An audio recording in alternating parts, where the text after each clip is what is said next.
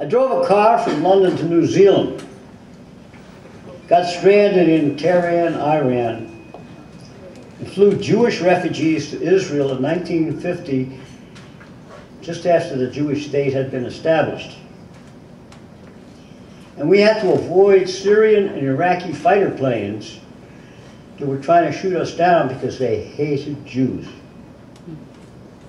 So I'm sharing this with you because in later life, the medicine men who taught me made me understand that it was an important part of my development as a compassionate human being who could do the work they were teaching me. Which teaching happened after I was 50 years old. So I'm going to read a story from my next book. It's not in this book. And if I live long enough, I'll write this next book. And this story is called Red Seeds Do It. My teacher was a wiry, 6'2", 75-year-old tough piece of rawhide who could whip his weight in cowpunchers when he was stoned on liquor or peyote tea. He was a Rosebud Sioux medicine man and a heyoka, which means contrary or clown. Like, for example, he could be freeze-ass cold in August or sweating in a -20-degree blizzard.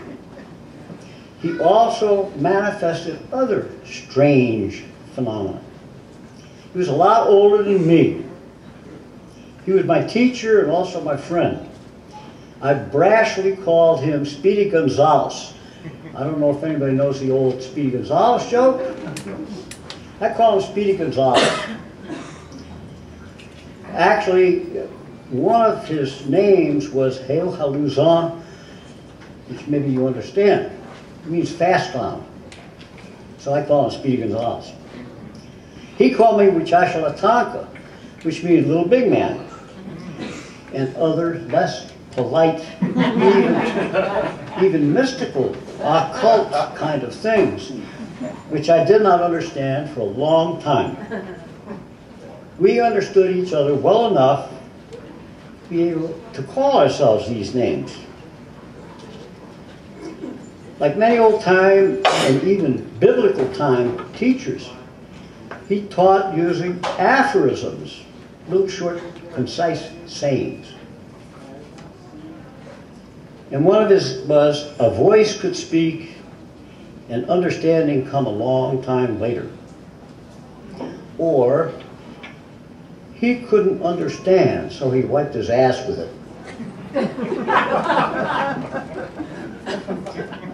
This last one always reminded me of an Oriental one I once heard, which is, quote, the Buddha is a shit stick, unquote, which I took to mean that the Buddha was something to be used.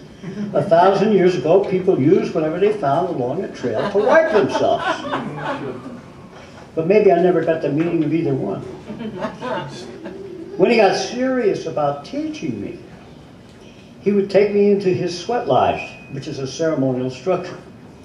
Pour water on red-hot rocks until it was steaming in the pitch-black darkness, and he would talk about the awesome powers of the universe, like the Wakangli or the Tunkashla.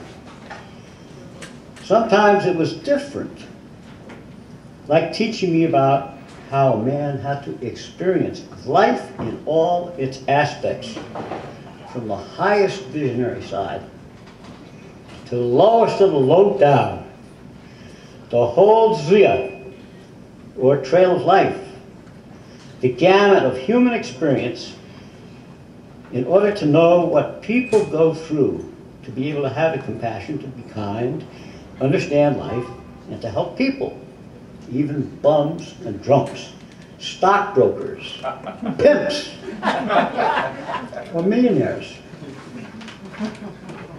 On some of those occasions, he might say, get that Chevy started, Cola. We're going to go to town. Cola's word for friend. He always called me Cola, friend. I usually call him Tonchla, grandpa, out of respect. We'd wind up in an off-reservation bar at happy hour where you got 2 for 1. 2 drinks for the price of 1. It was over my protest because I was trying to stop drinking and be what they call spiritual. He'd get us a shot and a beer each, have a few slugs, then start scanning the room for prospects. He'd locate what he determined to be an appropriate woman for me, and one for himself. Soon we'd be dancing with the girls to the jukebox. Then he'd be ordering another round for all of us. One of the girls would say, after a while, "Let's you and me, let's you and us go to my house," where we would be entertained with beer and sandwiches or fried bread, etc. and etc. That was the way he taught me. I met saints and miracle workers, as well as low-down bums.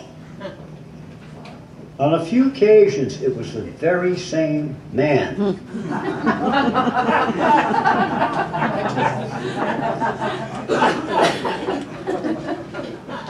In his way of teaching, the old man wanted to be in touch with not only the divine, but the low down and dirty, to teach me to have respect and compassion for all human life. He wanted me to have that life experience too. I was about 50, the right age to learn, he said.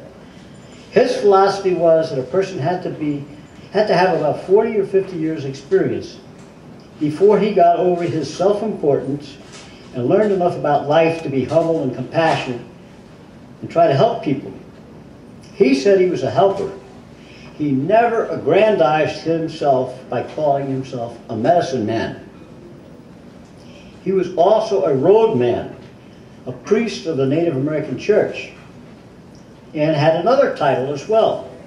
He had a good historic Native American name, but he called himself a helper.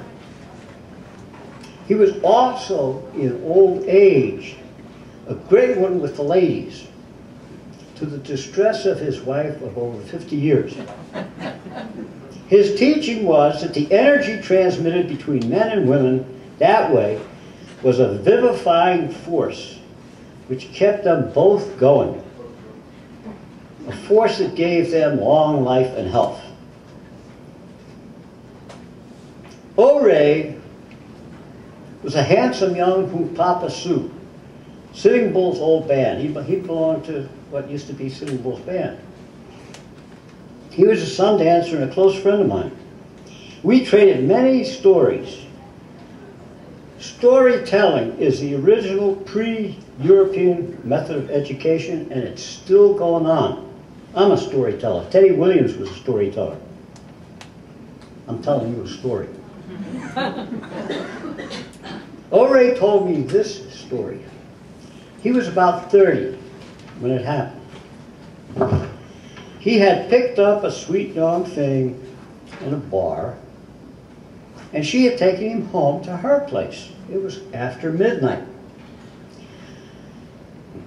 She told him, "We have to be very quiet. Can't put on any lights. My folks are asleep." They snuck into bed naked. Ore said it was wonderful. They both got off a couple of times. Gradually, Ore said he became aware that there was another couple in another bed in the same room. He could hear them groan and become quiet. Then it would start again. Over and over, this other couple would climax, become silent, then suddenly start again. All night long it continued. Man, Ore says to me, telling the story. He told me that the other guy must have been some kind of hero, Superman. The bluish light of pre-dawn came. Oray's girl woke up whispering, "You have to leave now before my folks wake up. My sister's going to chase the other guy away."